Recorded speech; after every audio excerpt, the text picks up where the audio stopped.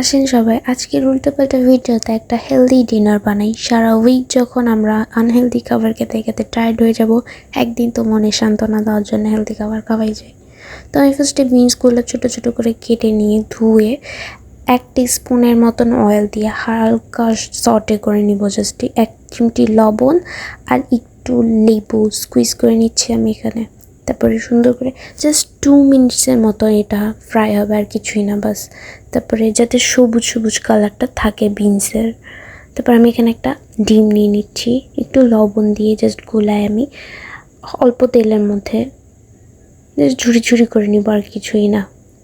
Scramble এগও বলা চলে, just Bangla কথায় ঝুড়ি ঝুড়ি করে নিচ্ছি, এই তো। তারপরে নামাই নিলেই আমার dinner completely ready to have.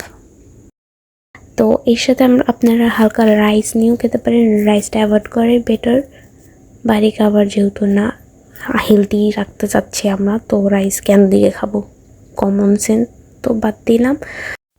আবার ভাইবেন না সবুজ কালার জন্য ছাগলের মতো খাবার লাগবে, তা কিন্তু না, অনেক মজাই ছিল অবশ্য। শেষ।